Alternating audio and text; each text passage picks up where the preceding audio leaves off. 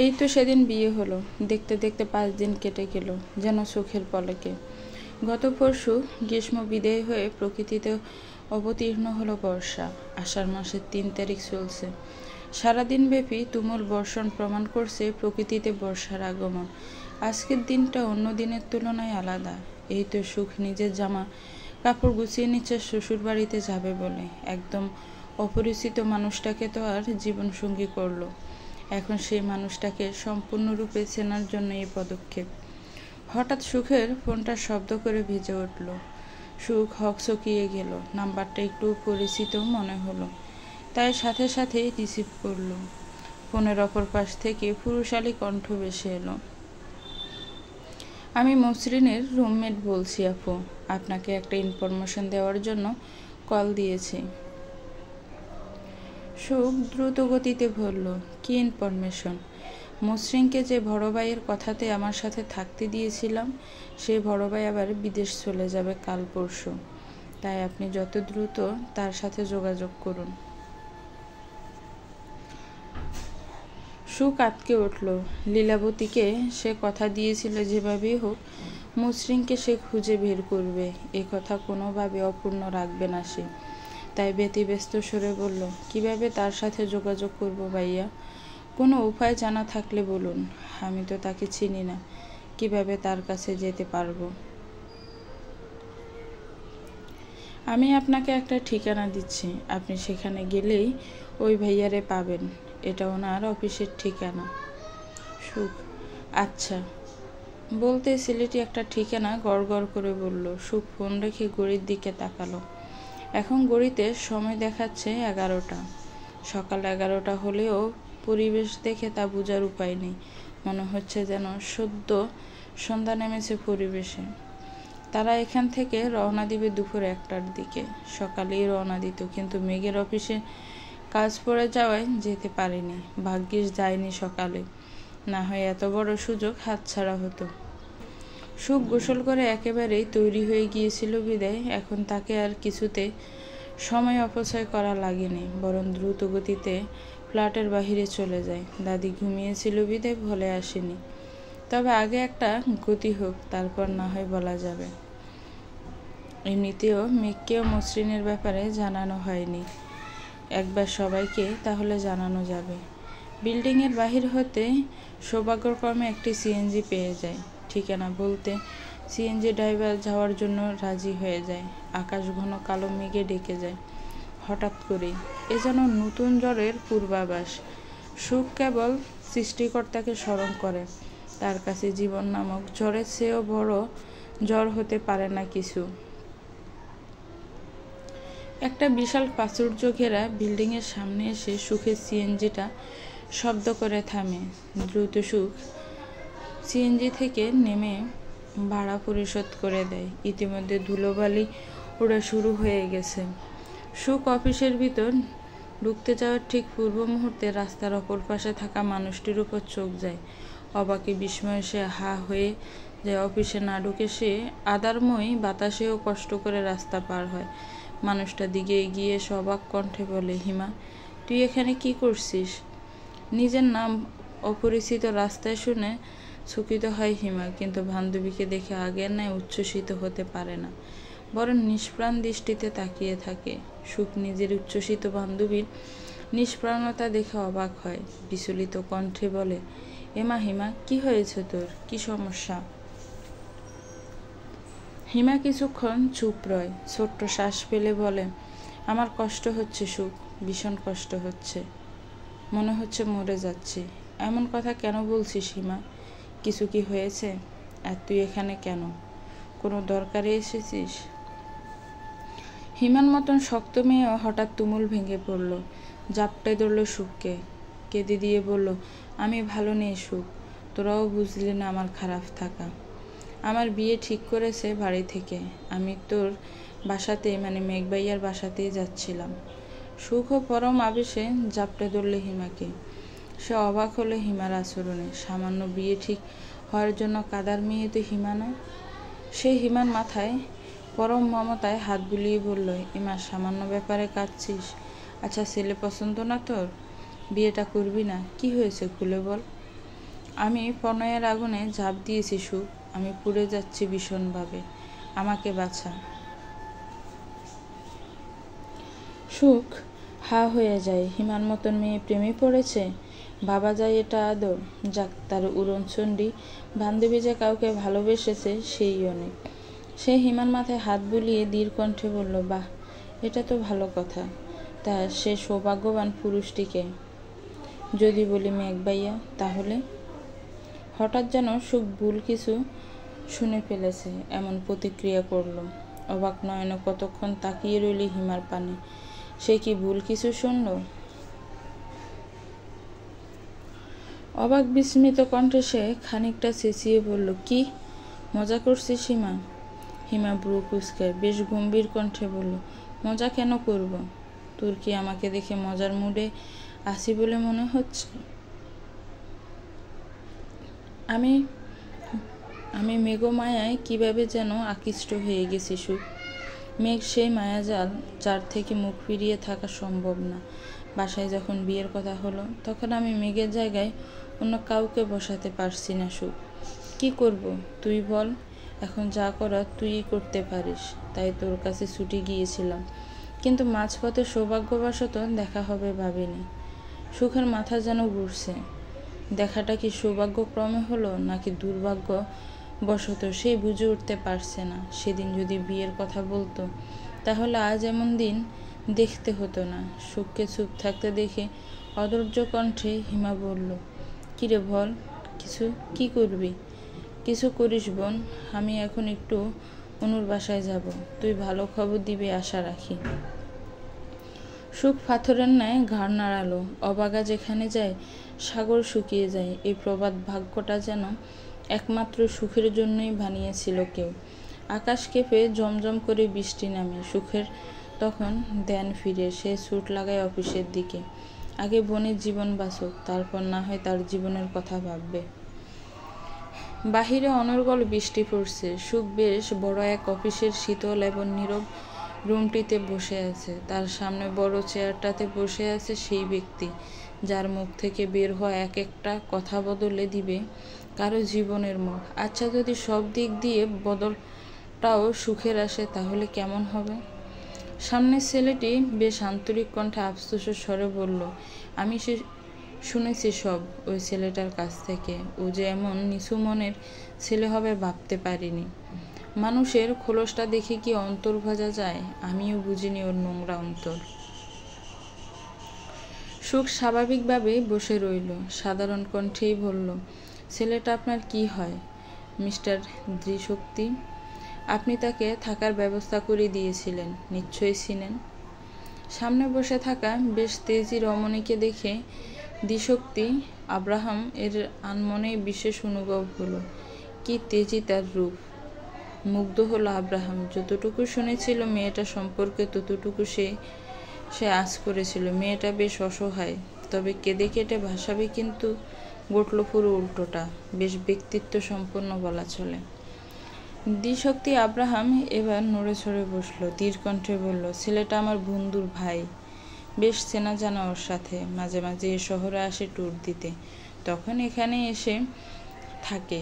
আমি এবারও ঠিক তেমনটাই ভেবেছিলাম, কিন্তু ও যে এমন বের হবে কে জানতো। আমার অফিসের কাজের জন্য বাহিরে যেতে হচ্ছে, আবারও না হয় আমার বন্ধুর সাথে আমি সবটা বলতাম। সুখ ছোট্ট শ্বাস ফেলল, নম্র কণ্ঠে বলল, আমাকে আপনার বন্ধুর নাম্বারটা দেন, যা বলার আমিই বলবো। ধীশক্তি আব্রাহাম নাম্বারটা বলার আগে তার মিটিংয়ের ডাক আসে। সে সুখের নাম্বারটা নিয়ে নেয়, পরে মেসেজ করে পাঠাবে বলে বের হয়ে গেল মিটিংয়ের জন্য। সুখ আর অপেক্ষা করলো না। বেশ বেলা হয়ে গেছে, সাথে বৃষ্টিও হচ্ছে। কোনো রকম বাড়ি অবধি পৌঁছাতে পারলেই মুক্তি। তবে কোথাও যেন বিরাট পাথর চাপা দিল মনে হচ্ছে। হৃদয়ের কোণে হঠাৎ উকি দেওয়া সুপুরুষটা প্রিয় বান্ধবীর প্রণয়ের নাম। কি উপায়ে বের হবে এই চক্রগুহ থেকে? স্বামী নাকি সই? এশারের আজানের ধ্বনিতে মুখরিত চারপাশ। বিশাল 3 তলা বাড়িটার সামনে এসে গাড়ি থামে সুখদের। সেই 1:30টার দিকে রওনা হয়েছে, আর এখন সন্ধ্যা 7টা বাজছে। বেশ লম্বা জার্নি। খুলনা থেকে ঢাকা অবধি এসেছে তারা এত জার্নি করে। তবে পুরোটা পথ মেঘ বেশ খেয়াল রেখেছে দাদি আর সুখের। গাড়ি থেকে নামতে দারোয়ান ছুটে এসে গাড়ি থেকে ব্যাগটা নামালো, হাসি মুখে জিজ্ঞেস করলো, বড় বাবা কেমন আছেন আপনি? মেঘ সালাম দিল মধ্যবয়স্ক দারোয়ানটাকে, হাসি মুখে উত্তর দিল, এই তো চাচাজান, ভীষণ ভালো। ততক্ষণে সুখ আর দাদিও গাড়ি থেকে নেমে দাঁড়ায়। দারোয়ান তাদের দিকে তাকিয়ে কাছুমাছু কণ্ঠে বলল, আপনার সেখানকার আত্মীয় বুঝি বাবা?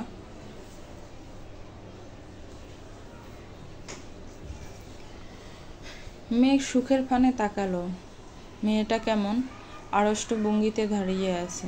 মেঘ হেসে বলল, না চাচাজান, আপনাদের বড় বউ উনি। দারোয়ান যেন ভয়কে গেল, তবে আর প্রশ্ন করল না। নিজের সীমার বাহিরে তো আর যেতে পারে না সে। তবুও কৌতূহল জাগলো ভীষণ। বড় বাবার মতন ছেলে কিনা লুকিয়ে বিয়ে করেছে। মেঘ দরজার সামনে দাঁড়িয়ে কিছুটা সময় নিজেকে ধাতস্থ করে কলিং বেলে চাপ দিল। এর মাঝে সুখের ফোনে মেসেজের নোটিফিকেশন আসলো। অপরিচিত নাম্বার থেকে মেসেজ এসেছে। সুখ ফোনের মেসেজটা ওপেন করতে দেখে একটা ফোন নাম্বার। এটা যে সেই দ্বিশক্তি নামের লোকটা পাঠিয়েছে বুঝেই যাচ্ছে। নাম্বারটা একটু খেয়াল করেই দেখতেই সুখের হৃৎপিণ্ড থেমে গেল। দীর্ঘ 5 দিনে এতবার দেখেছে নাম্বারটা যে মুখস্থ হয়ে গেছে। এই তো 5 দিন আগে এই নাম্বারটা মেঘ সাহেব নামে তার কল লিস্টে সেভ করেছিল। তার মানে মসৃণের ভাই। বাকিটা ভাবার আগে চিরপরিচিত কণ্ঠস্বর ভেসে আসলো। সুখ চোখ উঠিয়ে তাকিয়ে বিস্ময়ের সপ্তম আকাশে চলে যায়। অস্ফুট স্বরে ভেসে আসে মসৃণ। দাদিজান মসৃণকে দেখে যতটা না অবাক হয়েছে, ততটা অবাক হয়েছে মেঘের মাকে দেখে। সেই বছর 30 আগে দেখেছিল মেয়েটাকে। দাদি যেন বিস্ময় কণ্ঠে মনে মনে উচ্চারণ করলো, রেহানা। সুখ একটু ছিটকে গেল। তবে কি এবার বিশ্বাসঘাতকতা বেশ বড় পর্যায়ে? মেঘ নিজের মাকে জড়িয়ে ধরে আছে। রেহানা বেগম কেবল ড্যাব ড্যাব করে বৃদ্ধ মনোয়ারার পানে তাকিয়ে আছে। সুখ এক দৃষ্টিতে মসৃণের দিকে তাকিয়ে আছে, আর মসৃণে অবাক নয়নে তাকিয়ে আছে সুখের দিকে। এ যেন নীরব বিস্ফোরণ ঘটেছে সবার মাঝে।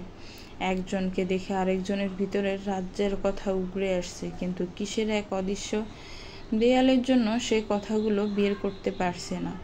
মেঘ মায়ের গলা ছেড়ে অপরাধী কণ্ঠে বলল, প্রথমে অনেক দুঃখিত মা, কারণ আমি তোমাদের না জানিয়েই বিয়েটা করেছি। সেই পরিস্থিতিতে জানানোর সুযোগ হয়ে ওঠেনি, তাই আর অপেক্ষা না করে বই নিয়ে চলে এসেছি তোমাদের কাছে, যেন ভুল না বুঝো। সবার নীরবতার মাঝে একজন মহিলা এগিয়ে আসলো। সুখের থুতনি ধরে মুখ উঁচু করে ধরে বলল, মাশাআল্লাহ মেঘ, এ যেন আকাশ থেকে এক টুকরো তারা পেরে এনেছিস। দারুণ তার মুখের গড়ন, ছোট্ট পুতুল যেন। এই মেয়ে, তুমি এত আদুরে কেন? নাম কি গো মেয়ে? কোথায় থাকো? সুখ কিছু বলে না। আসলে সে বাসা খুঁজে পায় না বলার মতন। কাকে বিশ্বাস করবে সে? অবিশ্বাসের রাজ্যে বিশ্বাসের হারটা কার, সে বুঝবে কিভাবে? মেঘ হাসি মুখে আগ বাড়িয়ে বলে, ওর নাম সুখবতী। ও যশোর শহরেই থাকে, আমি সেখানে থাকি। তার থেকে একটু দূরেই ওদের বাসা। আগে ভিতরে ঢুকতে দাও মামুনি, অনেকটা পথ জার্নি করে এসেছি। সেই শহর থেকে গাড়ি ঘুরিয়ে খুলনা গিয়েছিলাম অফিসের কাজে। ওদের গাড়িতে বসিয়ে কাজ শেষ করে সেখান থেকে ঢাকা এসেছি। আর দাদিজান বৃদ্ধ মানুষ, অসুস্থ হয়ে যাবে তো। মামুনি নামের মহিলাটা একটু থমকে যায় যেন, সাথে একটু চমকেও যায় বোধ হয়, আর চোখে তাকায় রেহানার দিকে। অদ্ভুত কণ্ঠে বলে, তোর শ্বশুরের নাম কি? মেঘ ভ্রু কুঁচকাল বড় খালার এমন প্রশ্নে। তারপর সুখের দিকে তাকে শীতল কণ্ঠে বলল, আজাদ শেখ। মহিলাটা 2 কদম পিছিয়ে গেল, অদ্ভুত চোখে তাকালো। বিস্মিত কণ্ঠে ভয়ঙ্কর আর্তনাদ করে বলল, এ কি সর্বনাশ করলি মেঘ? শেষে কিনা তোর মায়ের সর্বনাশের বীজ ঘরে তুললি? নিজের খালার কথার মানে মেঘ বুঝে না। তার মায়ের সর্বনাশের বীজ বলতে কি বুঝালো খালামণি? প্রশ্নাত্মক দৃষ্টিতে তাকিয়ে বলল, কি বলছো মামুনি? ও আমার অর্ধাঙ্গিনী, এসব কি বলছো? মামুনি নামের মহিলাটা মুখ খোলার আগে রেহানা গম্ভীর কণ্ঠে বলল, কিছু না, তুই আগে ভিতরে আয়, বাকি কথা ভিতরে এসে বল। মেঘ ঘাড় নাড়ালো। অতিরিক্ত ক্লান্ত সে। একটানা এতক্ষণ সে খুব কমই গাড়ি চালায়। ইউসুফও অবশ্য সবসময় ড্রাইভিং করে, আর না হয় ড্রাইভার। আজ এতটা পথ এসে ক্লান্তি বিরাজ করছে শরীরে। তাই সে সুখের পানে তাকিয়ে ক্লান্ত স্বরে বলল, ভিতরে আসো না পরিচিতা, দাদিজান আসুন আমার সাথে। কথাটা বলে দাদিজানের হাত শক্ত করে জড়িয়ে ধরল, যেন বিদ্যার পরম আশ্রয় এই মানুষটা।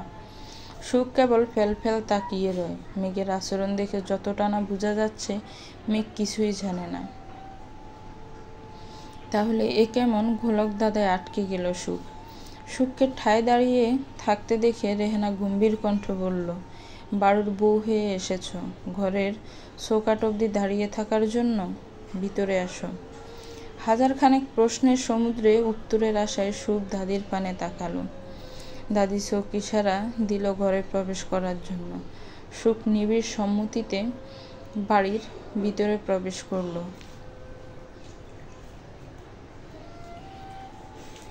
রেহানা বেগম গলার স্বর একটু উঁচু করল। উঁচু কণ্ঠে কাজের মেয়েটাকে ডাক দিল, আশা, এখানে আয়। ডাক দেওয়ার পর ঠিক মিনিট খানিকের মাঝে কাজের মেয়েটা হাজির হয় বলতে ভুল হবে, কারণ সে এখানেই ছিল। এসে ব্যতিব্যস্ত কণ্ঠে বলল, জি আম্মা, বলেন। ওদের জন্য শরবত করে আন, অনেকটা পথ জার্নি করে এসেছে। আর দোতলার বাকিদের রুমটা পরিষ্কার কর, নতুন বউর দাদির জন্য। তোর বড় ভাইয়ের রুমটাও একটু পরিষ্কার করে দে। কাজ দিতে দেরি, কিন্তু আশা মেয়েটার ড্রয়িং রুম থেকে প্রস্থান করতে দেরি হয়নি। সুখ নির্বাক হয়ে গেল।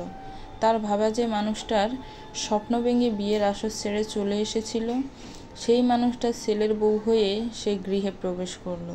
কিন্তু মসৃণ যে বলেছিল মানুষটা আর কারোর সাথে বিবাহ বন্ধনে আবদ্ধ হয়নি, তাহলে কি মসৃণ মিথ্যা বলেছিল? আর মেঘ সাহেব তো কিছুই জানেন না বোধ হয়। এমনকি তার মায়ের যে বিয়ে ভেঙেছিল সেটাও জানেন না। নাকি আরও বড় প্রতিশোধ নেওয়ার জন্য এই অবধি তাকে টেনে এনেছে মেঘ তো এতটুকু জানে, একটা ছেলে তাকে বিয়ের আসরে রেখে গিয়েছিল। ছেলেটার নাম অবধি জানে, তাহলে কোনো প্রতিক্রিয়া করেনি কেন? এমন হাজারখানেক প্রশ্ন নিয়ে ভাবনায় দুনিয়ায় ডুব দিল সুখ। হঠাৎ মেঘের গম্ভীর কণ্ঠে কানে এলো, বিহঙ্গ, কবে আসলি ট্যুর শেষ করে? কেমন ট্যুর হলো? সুখ ফিরে তাকায়। এখানে মেঘ আর মসৃণ বাদে তো কোনো ছেলে নেই। তাহলে তাকে বিহঙ্গ বলল? তাহলে কি মসৃণই বিহঙ্গ? এই তো দাদাভাই, ভালোই হলো। সুখ যেন অবাকের ওপর অবাক হচ্ছে। মসৃণের নাম তাহলে বিহঙ্গ? ছদ্মনাম ব্যবহার করেছিল এই প্রতিশোধের জন্য। মন থেকে ছিটকে আসতে চায় ধিক্কার, কিন্তু না, যেহেতু তাদের বাড়ির মানুষ মেঘের সামনে কিছু বলছে না, আর যতটুকু মেঘের মা মসৃণের মাকে দেখে মনে হয়েছে তারা হয়তো এ ব্যাপারে কিছুই জানেন না। আগে পরিস্থিতির মোড় বুঝতে হবে, তারপর সব ব্যবস্থা নেওয়া যাবে। নিজেকে দাতস্থ করল সুখ। রেহানা বেগম নিজের রুমে গিয়ে মিনিট দুইয়ের মাঝে আবার ড্রয়িং রুমে হাজির হয়। ধীরগতিতে সুখকে মেঘের পাশে বসায়। হাতের মুঠোয় থাকা মোটা ছুরিগুলো সুখের দুহাতে ফুরিয়ে দিয়ে গম্ভীর কণ্ঠে বলে, আমার ছেলে কী কারণে আমাকে না জানিয়ে বিয়ে করেছে আমি জানি না, আর এই কারণে আমার প্রচুর খারাপ লেগেছে, কিন্তু আমি এর জন্য তোমাকে কোনোরূপ দোষারোপ করব না। এই বিয়ে নিয়ে যদি কোনো অভিমান থাকে, তাহলে সেটা একান্তই আমার ছেলের প্রতি। তোমার জন্য আমার দোয়া থাকবে কেবল। তুমি আমার ছেলের বউ, তোমার প্রতি আমার কোনো রাগ নেই। এই ছুরিগুলো নতুন বউয়ের মুখ দেখে পুড়িয়ে দেওয়ার জন্য রেখেছিলাম, তাই এগুলো তোমার।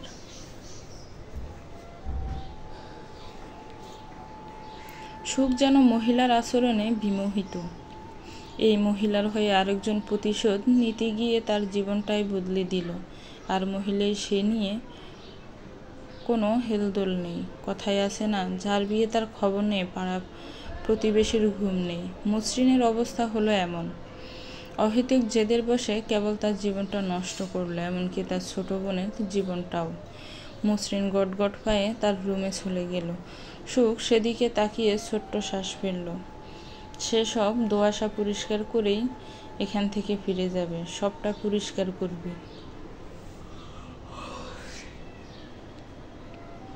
মেঘ মায়ের গলা জড়িয়ে ধরল, আহ্লাদি কণ্ঠে বলল, সরি তো মা, তখন বিয়েটা করা খুব প্রয়োজন ছিল, জানানোর সময় ছিল না, তাই তো বিয়ে করেই নতুন বউকে নিয়ে চলে আসলাম।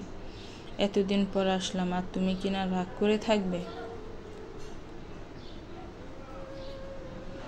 মেঘের মা কিছু বলার আগে ড্রয়িং রুমে এক ভদ্রলোক প্রবেশ করলো। বিস্ময় কণ্ঠে বলল, আরে মেঘ রাজ্যে কখন এলে? সুখ চমকে সেখানে তাকালো। একজন 50 কিংবা 55 বয়সী মানুষ দাঁড়িয়ে আছে, বেশ উঁচু লম্বা পুরুষ। মেঘ হাসি মুখে এগিয়ে গিয়ে বলল, বাবাই কেমন আছো? মাত্রই এলাম। সেই পুরুষটি মেঘকে বাহুবন্ধনে আবদ্ধ করলো, আদুরে কণ্ঠ বলল, কতদিন পর এলে বলো তো? যাও ফ্রেশ হও আগে, তারপর সব কথা হবে।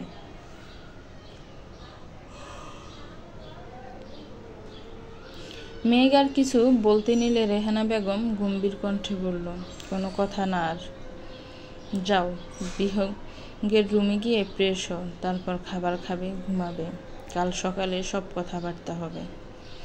মেঘ ভ্রু কুঁচকিয়ে বলল, বিহঙ্গের রুমে কেন? আমার রুমে কি হয়েছে?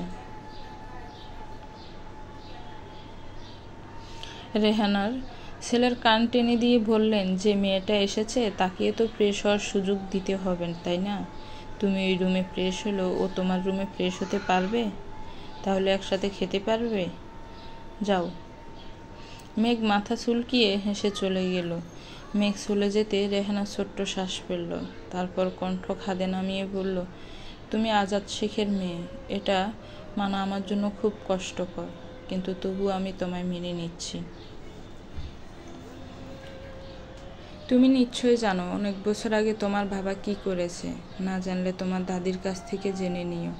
আমার ছেলে মেঘ এসব কিছু জানে না, তাই ওর অগোচরেই রেখো সবটা। তা না হলে হয়তো ঘটনা অন্যদিকে চলে যাবে। তুমি আমার ছেলের বউ, এটাই বর্তমানের বড় সত্যি।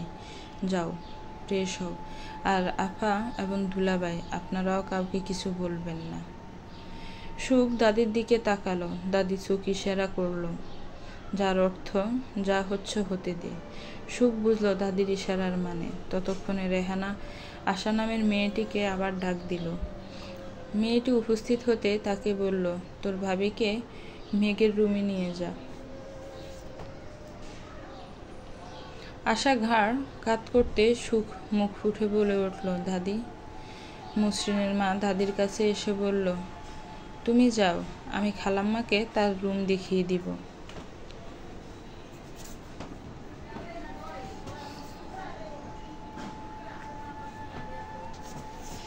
সুখ ধীরগতিতে আশা নামের মেয়েটির পিছে পিছে চলে গেল। ড্রয়িং রুমে বয়ে গেল কারো গোপন বিষাক্ত শ্বাস। সব যে তার হাতের বাহিরে চলে গেল। মেঘের রুমে ঢুকতে সুখ থমকে গেল। কি অসাধারণ রুম! পুরোটা রুম জকজকে সাদা, একদম যশোরের ফ্ল্যাটের মতন। মেঘ নামক পুরুষটি বেশ গোছানো আর পরিপাটি। আশা সুখের সুটকেসটা রুমে থাকা সোফাটার সাথে রেখে সুখের একটু কাছে এসে ধীরগতিতে বলল, এই বাড়িতে না এলেই তো পারতেন ভাবি, মানুষগুলো পুতুল যেন। থাইকেন না ভাবি, শুইলা যাইয়েন। এ বাড়ির চোখের আড়ালে সূর্যের তেজ, চোখের সামনে কেবল নিশি। আশা মেয়েটা দাঁড়ালো না এত মুহূর্ত। সুখ ডাক দিলেও শুনিনি। সুখ কেবল যেন রহস্যের অতলে তলিয়ে গেল। মেয়েটা কি বলল এটা?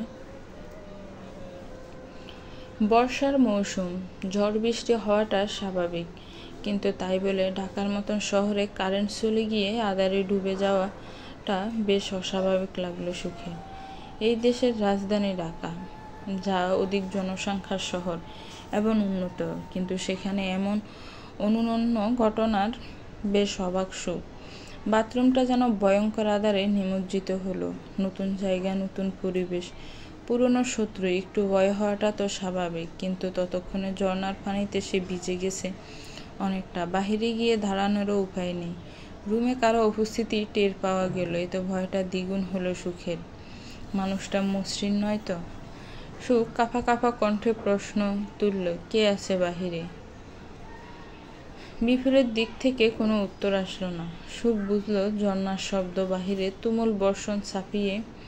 তার কথা হয়তো বিপরীতে থাকা ব্যক্তির কর্ণগোচর হলো না। সুখ গলাস্বর আরেকটু উঁচুতে তুলল, ভয়ে ভয়ে বলল, বাহিরে কি কেউ আছেন? তবুও কোনো আশানুরূপ সাড়া পেল না সুখ। মনে মনে ভয়টা প্রকাশ হলো।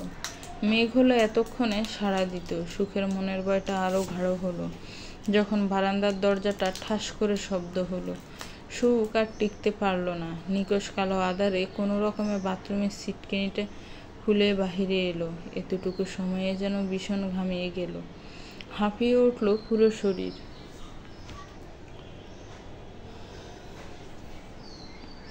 সুখের শরীর তরতর করে কাঁপছে। বারান্দায় কারো উপস্থিতি বুঝতে পেরে সে কোনো রকম অস্ফুট স্বরে উচ্চারণ করলো, মেঘ সাহেব, help me, I am afraid. মেঘ সাহেব, প্লিজ কাম, প্লিজ। তুমুল জ্বর হচ্ছিল বিদায় মেঘ নিজের ঘরে সারা গাছগুলো বারান্দার তাক থেকে নামিয়ে নিচে রাখতে এসেছিল, যেন বাতাসে পড়ে ভেঙে না যায়। হঠাৎ রিনরিনে মেয়েলি কণ্ঠ ভেসে আসে রুম থেকে। পরিচিত কণ্ঠ, অপরিচিতার আতঙ্ক বিরাজিত স্বর এটা। মেঘ এক মুহূর্ত সময় অপচয় না করে দ্রুত রুমে প্রবেশ করলো।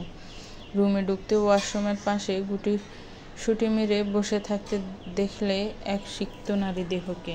দুহাত দিয়ে ডেকে রেখেছে তার ছোট্ট মুখমণ্ডল।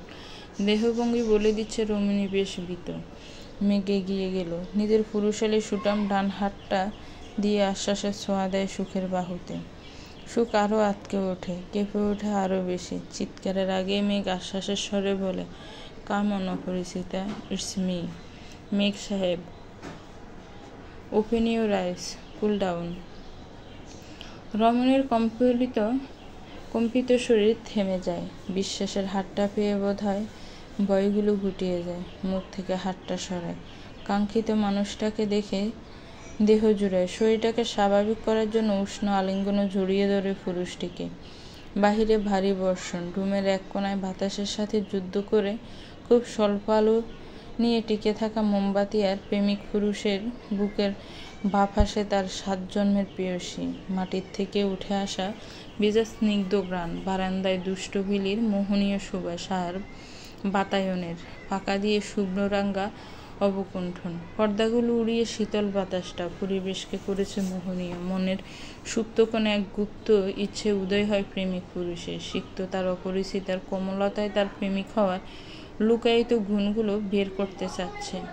1, 2, 3 মিনিট করে অতিবাহিত হলো নীরব মোহনীয় কিছু সময়। অপরিচিতা এখন কিছুটা নিজেকে দাতস্থ করেছে। প্রেমিক পুরুষ সংযত করেছে নিজেকে। রমণী তো তারই। গুপ্ত ইচ্ছেগুলো একদিন পূর্ণতা পাবে প্রকৃতির সাথে সাথে রমণীর সম্মতিতে। নীরবতা ভেঙে শীতল কণ্ঠে মেঘ বলল, অপরিচিতা, ভয় পেয়েছিলেন? এই তো আমি এখানে। উঠুন তো একটু, ভেজা শরীরে আছেন, ঠান্ডা লাগবে। উঠুন, আমি এখানে দাঁড়াচ্ছি, আপনি ভিতরে গিয়ে কাপড় বদলে আসুন। সুখের মস্তিষ্কের নিউরনগুলো হঠাৎ করে সজাগ হলো। মাথা ছাড়া দিয়ে উঠল তার লজ্জাহীন কার্যের কথা। ভয় পেয়ে মাথার ভিতর যে ভয়ানক কার্যক্ষমতা হ্রাস পেয়েছিল তারই প্রমাণ হিসাবে সেই পুরুষটার বুকে।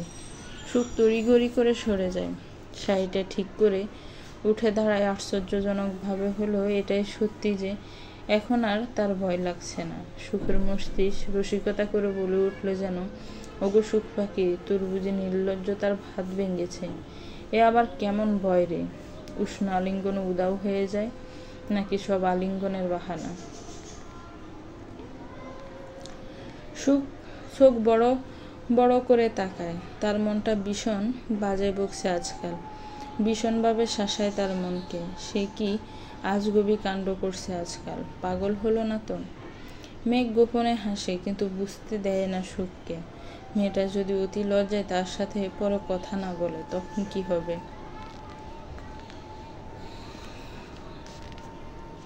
মেঘ উঠে দাঁড়ায়, গম্ভীর কণ্ঠে বলে, হয়েছে আপনার ভাবনা চিন্তা? হয়ে থাকলে তাড়াতাড়ি শাড়িটা বদলিয়ে আসুন, তাড়াতাড়ি।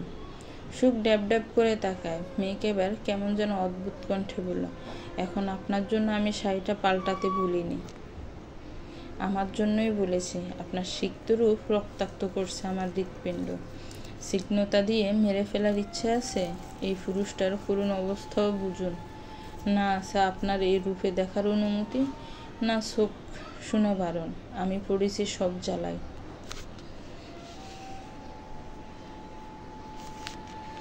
সুখের চোখ যেন বের হয়ে যাওয়ার উপক্রম।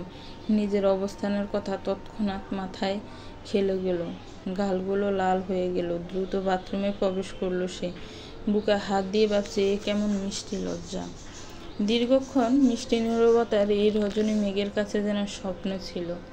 অপরিচিতাকে এতটা অনুভব করার রাতে জীবনতে প্রথম। মুচকি হেসে বিড়বিড় করে বলল, রমণীরা কি জানে তাদের কোমল প্রতিচ্ছবি ভীষণ বিপর্যয় ঘটায় শক্ত প্রেমিকের বুকে, হাজার জনমের তৃষ্ণা মিটিয়ে দেয় গানের তাদের গালের লাল আবার। রমণীরা জানে না প্রেমিকরা তাদের সব রূপে আহত নিহত হয়, আর যদি দেহ থাকুক সিক্ত হৃদয় হয় ভীষণ রক্তাক্ত। বেশ খানিকটা সময় পর সুখ ওয়াশরুমের বাহিরে আসে। ততক্ষণে মেঘ নিজেকে বেশ স্বাভাবিক করে নেয়। স্বাভাবিক কণ্ঠে বলে, আপনি একটু খাটে বসুন অপরিচিতা, আমি জামাটা পাল্টে আসি, ভয় পাবেন না তো? সুখ দৃষ্টি ফ্লোরের দিকে নিবদ্ধ করে মাথা নাড়ালো, যার অর্থ না। মেঘ মুচকি হাসলো সুখের কাণ্ডে। মেয়েটা এত লজ্জা পাচ্ছে কেন? লজ্জা নারীর ভূষণ বলে তার এত বহিঃপ্রকাশ করতে হবে নাকি? নিজের ভাবনায় আবার হাসে মেঘ। তারপর আরেকটা টি শার্ট নিয়ে ওয়াশরুমে চলে গেল। ওয়াশরুমের দরজাটা লাগানোর আগ মুহূর্তে টিটকারি মেরে বলল, ওহে অপরিচিতা, এই আহত পুরুষের বুকের বাপাস থেকে শুরু করে পুরোটা মানবী আপনার। এতে লজ্জা না, অধিকার বোধ রাখুন। নিজের অধিকার একটু ছুঁয়েছেন, পর পুরুষের তো না। আমি পুরোটাই আপনার মানুষ। সুখ মুখ বেংসে দিল। একটা গম্ভীর পুরুষের উচ্চস্বরের হাসি ভেসে এলো। সুখও মুচকি হাসলো খানিকটা। বেলি ফুলের গন্ধে শেষমেশ নিজেকে আটকে রাখতে পারেনি সুখ। হাদারের মাঝেও তার মনে বেশ ইচ্ছে জাগলো নিশের বিলি ফুলগুলোকে একটু ছুঁয়ে দেখার। কেমন যেমন ভাবনা তেমন কাজ। সে ধীর পায়ে এগিয়ে গেল বারান্দার দিকে। তাদের বারান্দাটা বাড়ির পিছের দিকে। সুখ ভেজা শীতল বেলি ফুলগুলোর সুগন্ধি একটু শুষে দিল, ছুঁয়ে দিল একটু শীতলতা।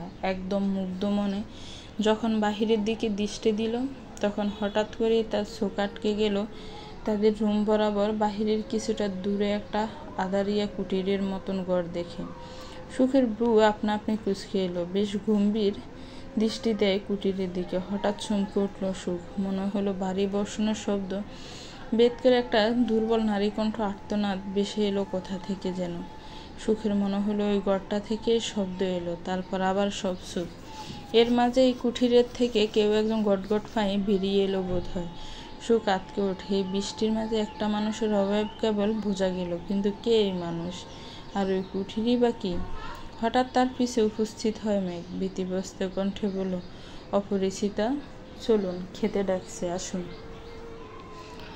সুখ রহস্যময় কুঠিরটার দিকে তাকিয়ে প্রশ্ন ছড়ল মেঘের দিকে, আচ্ছা মেঘ সাহেব, ওই ঘরটাতে কে থাকে? মেঘ সুখের দৃষ্টি অনুসরণ করে তাকায়, তারপর স্বাভাবিক কণ্ঠে বলল, এটা এটা পরিত্যক্ত এখন। আগে আমাদের স্টোর রুম ছিল, এখন অবশ্য খালি। কেউ যায় না সেখানে। না, যায় না। কিছু নাই তো সেখানে। কেন বলুন তো? সুখ গভীর কিছুর সংমিশ্রণ উপলব্ধি করে। এ বাড়ির ফিটফিসে গভীর খিচুড়ি পাকানো হচ্ছে, কিন্তু সেটা সবাই জানে না। কিন্তু তো একটা আছে এই বাড়িতে। তারপর কোনো কথা না বলে মেঘের সাথে সে খেতে চলে যায়। নিবিড়ভাবে খুঁটি বসিয়ে বাড়ির খুঁটিনাটি বের করতে হবে। খাবার টেবিলে মসৃণ বাদে সবাই আসলো। কাজের মেয়েটা সুখের দিকে একবারও তাকালো না, বরং ওড়না দিয়ে নিজের মুখটা ঢেকে রাখলো। কেমন যেন একটা পালাই ফালাই ভাব। কিছু লুকানোর গভীর চেষ্টা তার অঙ্গভঙ্গিতে। সুখের যেন মনে হলো আস্ত এক রহস্যর গোডাউনে সে এসে পড়েছে, তবে মেঘ সাহেব সব কিছুর বাহিরে। সকালে ঘুম ভাঙতেই হিমার চেহারাটা দর্শন করল সুখ। হা হয়ে গেল বিস্ময়ে। সকাল সকাল সর্বনাশের সংবাদ শুনতে হবে না তো? সুখ কতক্ষণ চুপ রয়, নীরবতা ব্যয় হয় কতটা সময়, ঘুমিয়ে থাকা শরীরের প্রতিটি অঙ্গ জাগ্রত করার সময় দেয়। মস্তিষ্কটা সচল করার পর শরীরে আলাদা অনুভূতি খেলে গেল। আচমকিক ভয়টা মাথা ছাড়া দিয়ে উঠল। মনের কোনো উকি দিচ্ছে কিছু হারানোর তীব্র আতঙ্ক। নিজেকে ধাতস্থ করে হিমের দিকে তাকিয়ে সুখ বিস্ময় মাখা কণ্ঠ বলল, তুই সকাল সকাল সেই যশোর থেকে ঢাকা কিভাবে এলি? আর হঠাৎ এখানে কেন এসেছিস? কোনো সমস্যা হয়েছে হিমা? কেন তুই জানিস না কেন এখানে এসেছি? মেঘ ভাইয়াকে ছাড়া আমার চলবেই না সুখ। তুই তো কাল আমার সাথে যোগাযোগ করলি না, তাই বাধ্য হয়ে ছুটে আসলাম। সুখের ছোট্ট মাথাটা মানতে পারল না বোধ হয় কথাটা। কম্পিত হলো বক্ষ মাঝে হৃৎপিণ্ডটা, আতঙ্কিক হলো শরীরের প্রতিটা শিরা উপশিরাগুলো। কণ্ঠ মাঝে কতগুলো অব্যক্ত কথা দলা পাকিয়ে গেল যেন। কি বলবে, কোথা থেকে শুরু করবে? হিসাব মেলাতে পারে না সুর। কেবল দীর্ঘকণ্ঠে শুকনো কণ্ঠনালী থেকে বের হয়ে আসলো, তুই জানলি কিভাবে ওনাদের বাড়ির ঠিকানা? আর একা একা এতটা পথ ফাঁড়ি দিলি কিভাবে? আর কেনই বা এতটা তাড়া? একটু অপেক্ষায় থাকার মতন সময়ের কেনই বা এত স্বল্পতা? হিমা সুখের ডান পাশে এসে বসে ছোট্ট শ্বাস ফেলে বলে, কারণ আমি পালিয়ে এসেছি। বাড়িতে থাকলে বিয়েটা হয়েই যেত। আমি পারতাম না নিজের পছন্দের মানুষটাকে ছাড়া ভালো থাকতে, তাই অবশেষে বাড়ি ছাড়লাম।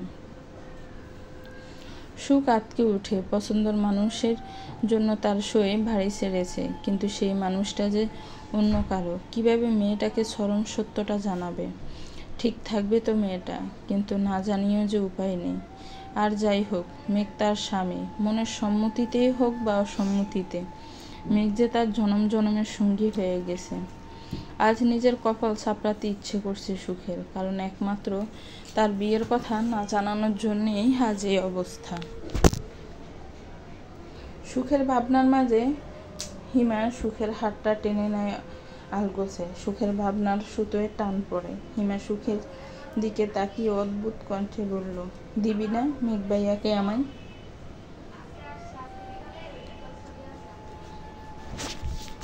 সুখ কথাই সাগরে পড়ে যায়। কি উত্তর দিবে? শৈশবের সই নাকি জনম জনমের সঙ্গীকে বেছে নেবে সে? মন বলল স্বামী ছাড়া যাবে না, বিবেক বলল শৈশবের সই এতই তুচ্ছ তবে? মন আর বিবেকের তুমুল যুদ্ধে বিবেকের কথাটা গাঢ়ভাবে মস্তিষ্কে দাগ কাটিয়ে মনকে জিতিয়ে দিয়ে বলল, প্রেমিককে হস্তান্তর করা যায় হয়তো কোনো কিছুর বিনিময়ে, কিন্তু স্বামীকে পুরো 7 জন্ম না হওয়া অবধি ছাড়া যায় না। তোর মেঘ ভাইয়া আমার 7 জন্মের সঙ্গী রে হিমা। 7 জন্ম পরে না হয় তুই নিস। কথাটা বলার পর মাথা নিচু করে রাখে সুখ। একটা বিস্ফোরণ হবে যে এখানে, সেটা তার মন বলছে, নিজেকে প্রস্তুত করছে সেই মোতাবেক। 1, 2, 3 করে সেকেন্ডের কাঁটাটা ঘুরে মিনিটে পৌঁছালো, কিন্তু অদ্ভুত হলো সত্যি যে হিমার কোনো প্রতিক্রিয়া দেখা গেল না। সুখ অপরাধী কণ্ঠে বলল, আমি দুঃখিত হিমা, তোদের কাছ থেকে সত্যিটা লুকোনো কখনো উচিত হয়নি। আমি ভেবেছিলাম আবেগে বিয়ে নামক বন্ধনটাকে গুছিয়ে নিয়ে নিজের মাঝে, তারপর সবাইকে জানাবো। কিন্তু তোর যে ওনার প্রতি দুর্বলতার বিশাল পাহাড় সৃষ্টি হয়েছে তা তো বুঝিনি রে। হিমা তবুও কোনো কথা বলল না। সুখ ভাবে হয়তো মেয়েটা মানতে পারেনি এই অপ্রত্যাশিত সত্যিটা। কি প্রতিক্রিয়া দেখাবে হিমা, সেই ভেবে সুখের গলা শুকায়। হিমা কি কান্না করবে? তার সাথে আর কথা বলবে না?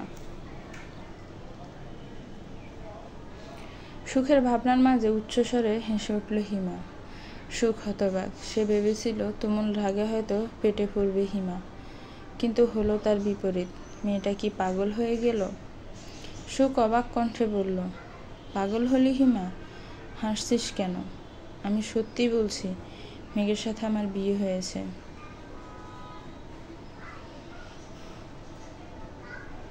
বিয়ে না হলে বুঝি দিয়ে দিতিস? মানলাম প্রেমিক হস্তান্তর করা যায়, তাই বলে মনের কোণে যার জন্য মিষ্টি প্রেমময় অনুভূতির জন্ম হয় তাকেও দিয়ে দেওয়া যায়? সব থেকে বড় কথা, একজন মানুষ কি কখনোই হস্তান্তরযোগ্য? সুখের এই প্রশ্নের উত্তর জানা নেই। আসলেই তো, মানুষকে কি কখনো দেওয়া যায়? কিন্তু তাই বলে হিমা কোনো প্রতিক্রিয়া দেখাবে না? অন্তত অবাক তো হওয়া উচিত ছিল। সুখ বিস্ময় মাখা কণ্ঠে বলল, তুই কোনো রিয়েক্ট করলি না কেন হিমা? তোর অন্তত অবাক হওয়া তো কথা ছিল। যে জিনিস জানি আগে থেকেই, সেটা তো অবাক হব কেন? যেখানে অবাক হওয়ার কথা হিমার ছিল, সেখানে সুখ অবাক হলো। বিস্ময় মাখা কণ্ঠে বলল, মানে? আগেই জানতি মানে? কিভাবে জানলে? আমি তো বলিনি। তাহলে? হিমা চুপ রয় কিছুকাল, তারপর হেসে বলে, মেঘ ভাইয়াই বলেছিল বোধহয়। বাদ দে ও কথা, আগে বল তুই কেন আমাদের জানালি না এটা? তোর বিয়েতে না হয় একটু বিরিয়ানিই খেতাম, তাই বলে দাওয়াত দিলি না? সি সুখ, এত কিপটা হলি কিভাবে? সুখ হিমার এহেন আচরণে অবাক। কাল সকালেই তো এই মেয়েটা কেঁদে কেটে যেভাবে বলল মেঘকে তার প্রয়োজন, এক মুহূর্তের জন্য সত্যিই মনে হয়েছিল মেঘকে ছাড়া মেয়েটা বাঁচবে না। কিন্তু এখানে ভাবভঙ্গি পুরো উল্টো। সুখ হতবাক হয়ে বলল, তার মানে তুই সবটা জানতি? তাহলে কাল সকালে যে কান্নাকাটি করলি সেটা?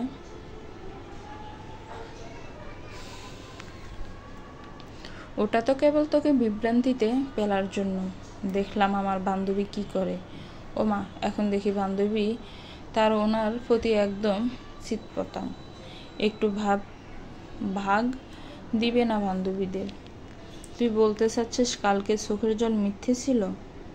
এটা কেমন মজা হলো? আমি তো ভয় পেয়ে গেছিলাম। এমন মজা কেউ করে? হিমা করে। কথাটা বলে খিলখিল করে হেসে দিল হিমা। সুখের বুক থেকে একটা পাথর নেমে গেল। এমন মজা কেউ করে? আর একটু হলে সে দ্বিধায় সমুদ্রে ডুব মারত। তারপর হঠাৎ করে একটা কথা মনে পড়তে সুখ বলে উঠল, কিন্তু কাল যে বললি তোর বিয়ে ঠিক হয়েছে, সেটাও মিথ্যে? একটু আগের বলা সবই মিথ্যে? সব মিথ্যা না, বিয়ে ঠিক হয়েছে এটা সত্যি, আর বাকিগুলো একদম ডাহা অভিনয়। বাহ, কি সুন্দর অভিনয় জানি আমি। সুখ বান্ধবীর বাহুতে একটা ছড় লাগায়। মেয়েটা বুঝি একটুও সিরিয়াস হতে পারবে না। হঠাৎ রুমে দুজন মানুষের আবির্ভাব ঘটে। একজন মেঘ, কিন্তু মেঘের পাশের জনকে দেখে সুখ হা হয়ে গেল। অবাক হয়ে দাঁড়িয়ে গেল।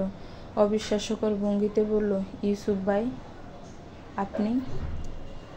এত সকালে আপনি এখানে? আমি কি এসব স্বপ্ন দেখছি? আর কি করব বলেন ভাবি? আপনার এমন উদ্ভট বান্ধবীর জন্য সারা রাত গাড়ি চালিয়ে আসতে হলো।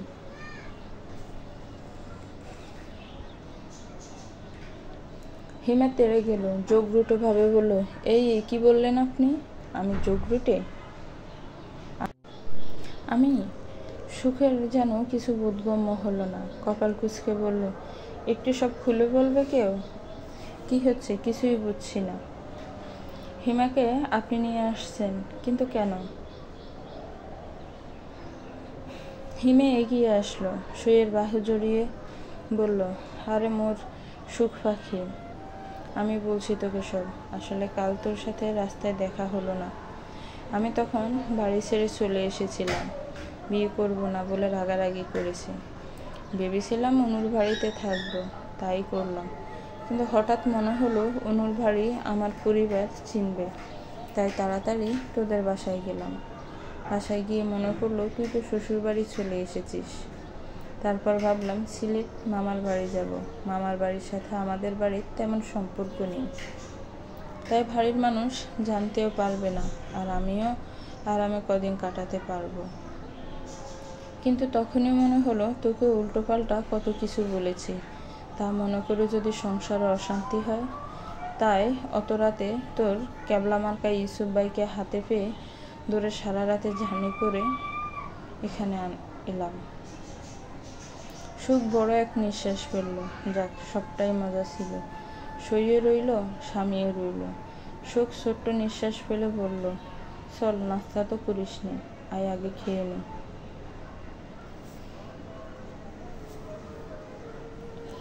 না ভাবি, আমরা নাস্তা করেছি। এখন আপনার বান্ধবীকে বাস স্ট্যান্ড অবধি পৌঁছে দিয়ে আমি আবার যশোর চলে যাব। স্যার নেই ওখানে, আমাকেই তো সামলাতে হবে। সুখ কপাল কুঁচকে বলে, চলে যাবে মানে? হিমা আজ কোথাও যাবে না, সারা রাত ঘুম নেই। আপনিও কোথাও যাবেন না, আজ নো যাওয়া। মেঘ, আপনি কিছু বলেন। মেঘ এতক্ষণ নীরব দর্শকের ভূমিকা পালন করছিল। সুখের কথায় ঠোঁট উল্টে বলল, গরনি যা বলে কর্তার তাতেই সম্মতি। ইউসুফ আর হিমা হেসে দেয় মেঘের কথায়। সুখ মেঘের দিকে চোখ বড় করে তাকিয়ে হেসে দেয়।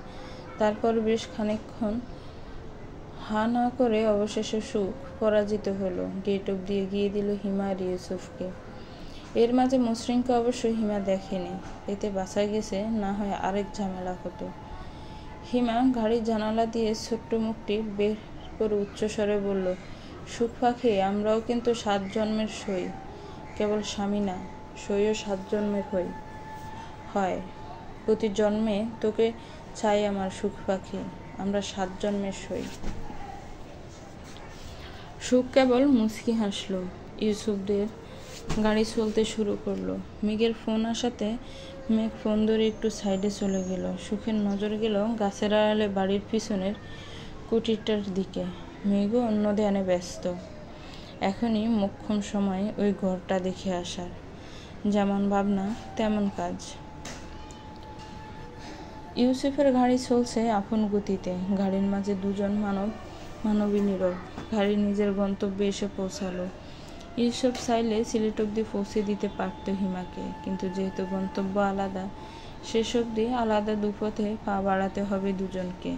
সেহেতু আগে থেকেই মায়া বাড়ানোর আগে বিচ্ছেদ আসুক। বাস স্ট্যান্ড অবধি আসতে গাড়ি থেকে নেমে দাঁড়ালো হিমা। ইউসুফ শীতল স্বরে বলল, ধন্যবাদ হৈমন্তিকা, ভাবি আর স্যারের নতুন পথ চলাটা বিবর্ণ না করে রঙিন করার জন্য।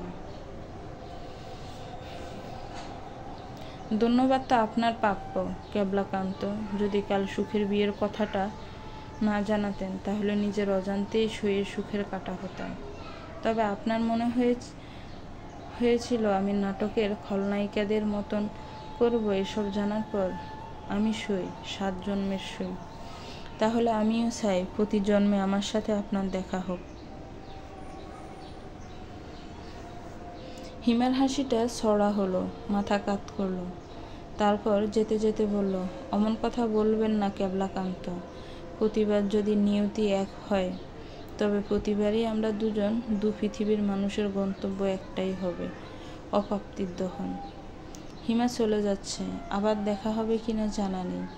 ইউসুফের বুকের বাঁ পাশে তুমুল ব্যথা শুরু হলো। কেউ জানবে না এক লুকায়িত অপ্রাপ্তির কাহিনী। কাল যখন মেয়েটা কাঁদতে কাঁদতে বলল মেঘকে ভালোবাসে সে, তখন ইউসুফের যে কি রক্তক্ষরণ হলো হৃদয় মাঝে, কারণ সেও যে ভালোবেসে ফেলেছিল এই উড়ন্ত ছুটন্ত হৈমন্তিকাকে। তখন মেঘের বিয়ের কথা থেকে শুরু করে নিজের হৃদয়ের কথাটাও জানালো। মেয়েটা যে এক রাতের মাঝে সামলে উঠবে ভাবতে পারেনি সে হয়তো পাবে না তার মানুষটাকে, থাক না কিছু অপ্রাপ্তি। ভীষণ গোপনে ভালোবাসি হৈমন্তিকা, ভীষণ ভালোবাসি। হিমা জানালার পাশের সিটটাতে বসে বাহিরের দৃষ্টি নিবদ্ধ করতে দেখলো একটা গাড়ি ছুটে যাচ্ছে। হিমা মুচকি হাসলো, দীর্ঘশ্বাস ফেলে মনে মনে বলল, আবার আপনাদের শহরে আসা হবে না। হয়তো মেঘ সাহেব, খুব গোপনে সবার আড়ালে বলছি, ভালোবাসি মেঘ সাহেব, ভালোবাসি। ক্যাবলাকান্ত, আপনিও ভালো থাকবেন, তবে বড্ড ভালো মানুষেরা বোধ হয় কমই ভালো থাকে। আপনিও আজ থেকে তার দলে। আমিও ফুরব কারো অনীহায়, আপনিও ফুরবেন। গল্পটা কেমন লেগেছে একটি কমেন্টস করে জানাবেন। গল্পটার পরবর্তী পার্ট খুব শীঘ্রই আসবে। আর গল্পটাকে নিয়ে একটি গঠনমূলক কমেন্টস করলে খুব খুব খুশি হব। ধন্যবাদ সবাইকে পাশে থাকার জন্য।